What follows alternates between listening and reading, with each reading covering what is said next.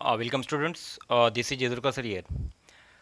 In previous lecture, we start chapter number first, Introduction to Partnership and Partnership Handle Accounts. Under the chapter, we learn the meaning of partnership and the features of partnership. Partnership is an association or organization of two or more persons came together and doing a business to earning a profit, that is called as a partnership. Today we are going to learn partnership deed. Partnership deed is a written agreement between partners. Agreement means contract between partners. Partnership deed is a document containing the partnership agreement among the partners is called as a partnership deed. Partnership deed एक प्रकारचा करार आहे, भागीदारांमधील करार. भागीदार म्हणजे कोण? Partners. Partners म्हणजे कोण? भागीदार. भागीदारांच्या माध्यमातून तयार झालेली संस्था की ज्याला पार्टनरशिप फर्म म्हणून तुम्ही लक्षात घेता. या पार्टनरशिप फर्मलाच जे नियम आहेत, पार्टनरशिप फर्ममध्ये जे नियम असतील, जे रूल्स असतील, जे कंडिशन्स असतील, या सर्वांना या पार्टनरशिप डीडमध्ये, पार्टनरशिप ॲग्रीमेंटमध्ये इन्क्लूड केला होता. त्यालाच डॉक्युमेंटच्या माध्यमातून पार्टनरशिप डीड म्हणून लक्षात घेतलं होतं. Partnership deed is an agreement. Partnership deed एक प्रकारची काय आहे? ॲग्रीमेंट आहे. हे एक आपण लक्षात घ्यायचं आहे. Partnership deed, the document containing the partnership agreement among partners is called partnership deed. Partnership deed एक प्रकारची ॲग्रीमेंट आहे. कुणामधील? पार्टनर्समधील. याला म्हणायचे partnership deed. It contains the terms and conditions which are agreed upon by all the partners. सर्व पार्टनर्समधील जे काय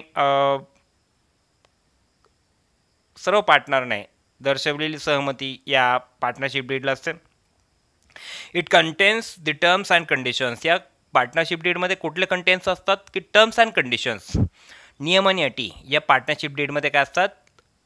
त्या ठिकाणी इन्क्लूड असतात. It contains the terms and conditions which are agreed upon by all the partners. सर्व पार्टनर्सला सहमती किंवा सर्व पार्टनरची सहमती या टर्म्स अँड कंडिशन्सला त्या ठिकाणी असते. And agreement may be written or oral. आणि जी ॲग्रीमेंट कशी असते? नेहमी रिटर्न असते किंवा ओरल असते, लेखी असते किंवा तोंडी असते.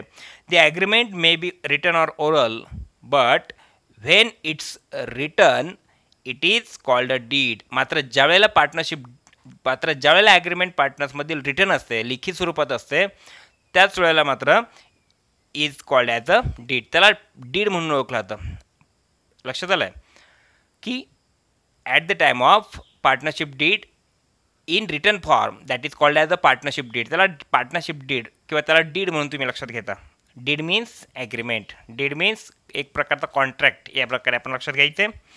It contains the terms and conditions which are agreed upon by all the partners and agreement may be written or oral, but when it's written it is called as a did.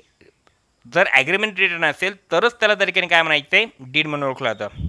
The partnership act doesn't make it compulsory to have a written agreement. However in case of disputes among the partners it is always in the best course to have a written agreement duly sign and registered under the act. Actually या ठिकाणी partnership did काय आहे की एक प्रकारचे disputes जे आहेत, पार्टनर्समधील जे काय डिस्प्यूट्स असतील, पार्टनर्समधील जे काय वादविवाद असतील, हे जर भविष्यामध्ये जर झाले तर या संदर्भामध्ये जे नियम आणि अटी आहेत हे जर आपण पार्टनरशिप स्टार्ट करण्यापूर्वी जर त्या ठिकाणी गाईडलाईन्स किंवा नियम आणि अटी, टर्म्स कंडिशन जर त्या ठिकाणी अगोदरच रेडी असतील तर त्या अनुषंगाने या प्रकारच्या पार्टनरशिप डीड मधील जे नियम आणि अटी हे सर्व पार्टनर्सला त्या ठिकाणी काय असतात? ॲग्री असतात. सर्व पार्टनर्स त्यासाठी ॲग्री असतात आणि म्हणूनसाठी सर्व रिटर्न डीड किंवा रिटर्न ॲग्रीमेंट किंवा रिटर्न टर्म्स अँड कंडिशन्स या पार्टनरशिप डीडमध्ये काय असतात? इन्क्लूड असतात. Partnership deed contains the rules and regulation. Partnership डीडमध्ये काय इन्क्लूड असतं? काय कुठले कंटेन्स असतात? Partnership deed contains the rules and regulations framed for the internal management of the firm.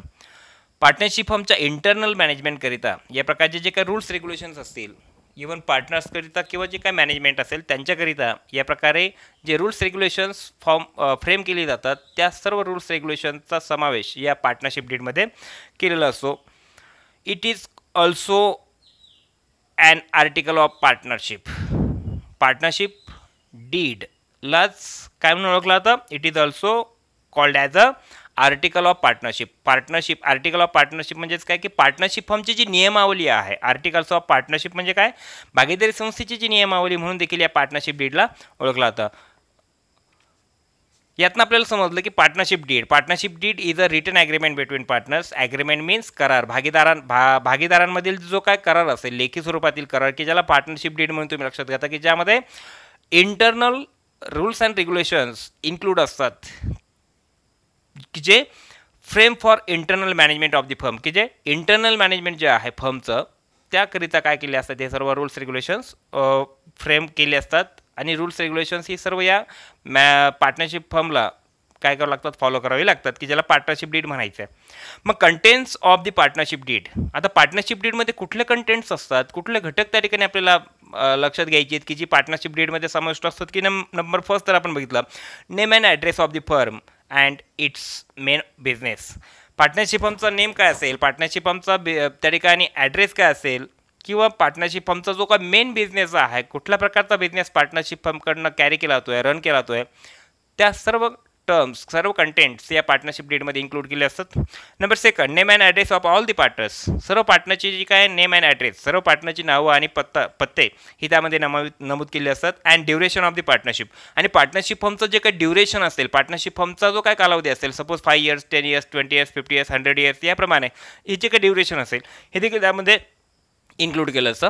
Number third is capital contribution of all the partners. सर्व पार्टनरचं जे काही capital contribution असेल, प्रत्येक पार्टनरकडनं पार्टनरशिप फर्ममध्ये किती कॅपिटल कॉन्ट्रीब्यूट केलं होतं, या सर्वाचं डिस्ट्रीब्युशन असेल, कॉन्ट्रीब्युशन असेल, हे किती असेल हे या पार्टनरशिप डीडमध्ये एक्सप्लेन केलं असतं, इन्क्लूड केलं असतं, इन्व्हॉल्व केलं असतं. Number fourth, ratio in which profits are to be shared. Ratio in which profits and losses are to be shared. Suppose profit असेल, लॉस असेल, त्याचा जो काही रेशो असेल तो शेअरिंग कशा प्रकारे केला जाईल पार्टनर्समध्ये, याही प्रकारचा, मग ते इक्वली असेल किंवा ॲग्रिगेट रेशो असेल, याप्रमाणे तो जो रेशो असेल तो पार्टनर्समधील तो प्रीडेटरमाइंड पूर्वीच त्या ठिकाणी निश्चित केलेला असतो, पूर्वीच ठरवलेला असतो, की हे सर्व कंटेंट्स या तुम्हाला पार्टनरशिप डीडमध्ये बघायला मिळतात. Number fifth, rights, duties and liabilities of the partners.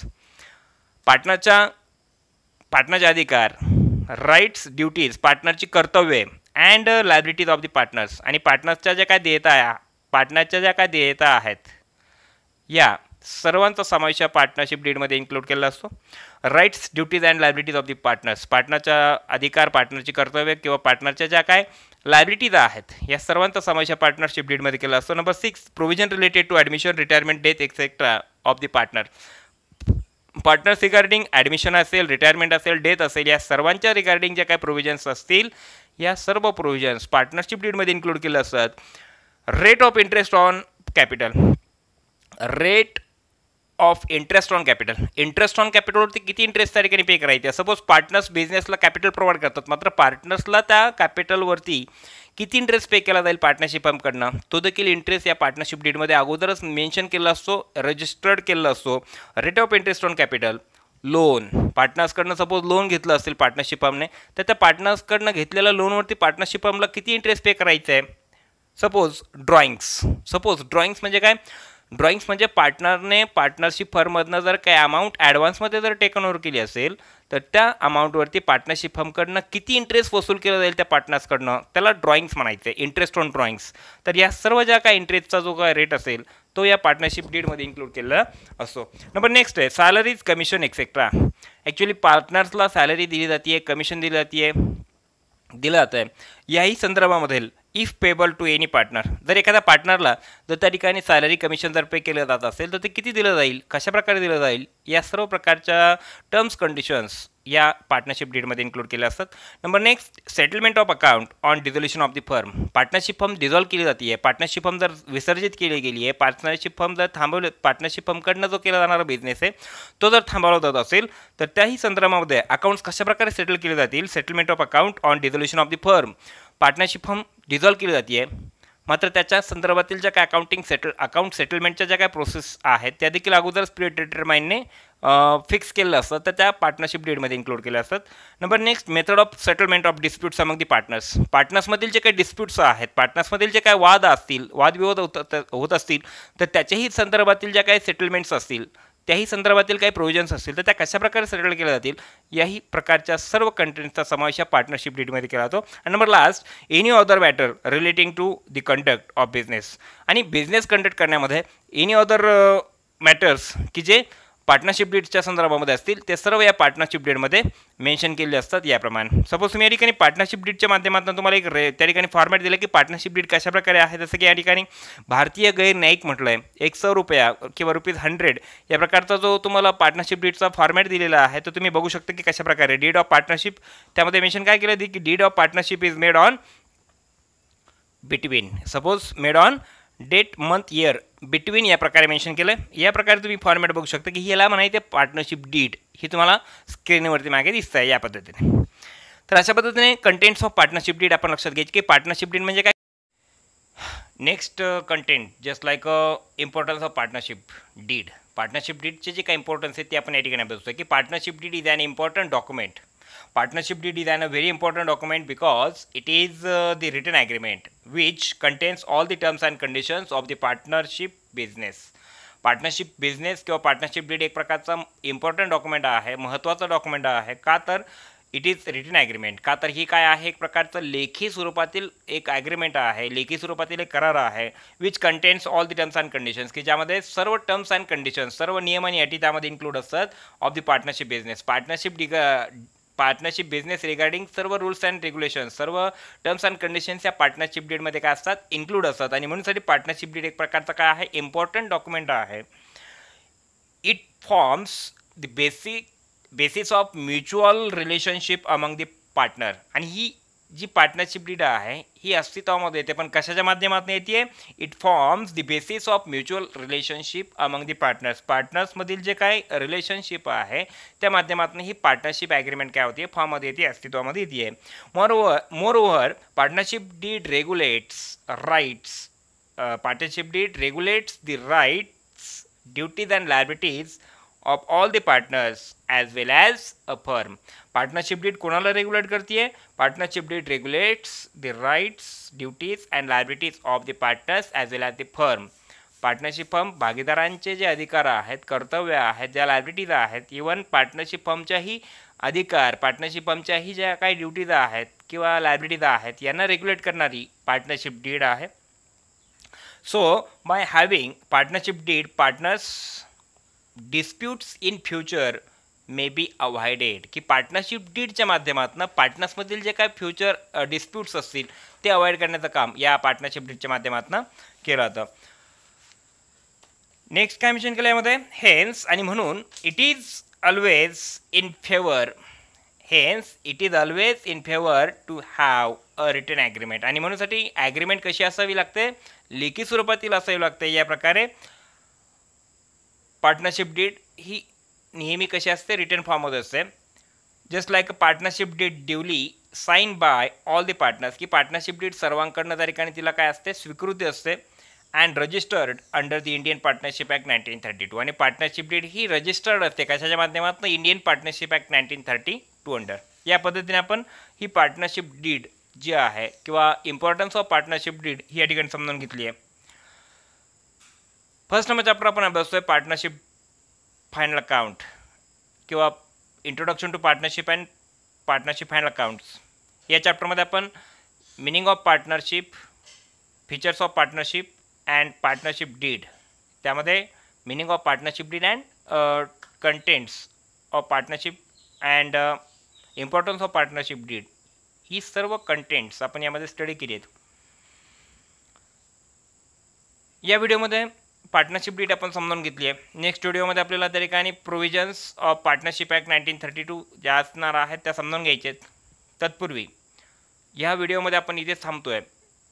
ज्या विद्यार्थ्यांनी अद्यापही माझा चॅनल सबस्क्राईब केलेलं नसेल तर त्यांनी सबस्क्राईब करायचं आहे, की ज्या माध्यमातून अकाउंटिंग किंवा बुककीपिंग अँड अकाउंटन्सी सब्जेक्टचे जे इथून पुढची जी काही लेक्चर्स आहेत की जी तुम्हाला बघायला त्या ठिकाणी की ज्याचं नोटिफिकेशन मिळेल की ज्या वेळेला यूट्यूबवरती ही लेक्चर्स अपलोड होतील त्यावेळेला. प्रत्येक विद्यार्थ्याने या नोट्स तुमच्या नोटबुकमध्ये नोट डाऊन करायचे आहेत. ज्यांच्याकडे बुक्स नाही आहेत आता अद्यापही, त्यांनी या नोट्स तुमच्या मागे दिलेल्या स्क्रीनच्या माध्यमातून तुमच्या नोटबुकमध्ये नोट डाऊन करायचे आहेत. मात्र समजावून घेऊन नोटबुकमध्ये नोट डाऊन करायचे आहेत की जेणेकरून चॅप्टर तुम्हाला समजल्याशिवाय राहणार नाही. ठीक आहे. प्रत्येक विद्यार्थ्याने कंपल्सरी यूट्यूब लेक्चर या ठिकाणी बघायचं आहे, त्याचा अभ्यास करायचा आहे की ज्या माध्यमातून तुम्हाला सब्जेक्ट व्यवस्थितपणे समजायला मदत होणार आहे. व्हिडिओ फर्स्ट टू लास्ट बघितल्याबद्दल थँक्यू. नेक्स्ट व्हिडिओमध्ये आपण पार्टनरशिप ॲक्ट 1932 रिगार्डिंग प्रोव्हिजन्स ज्या आहेत त्या अभ्यासणार आहोत.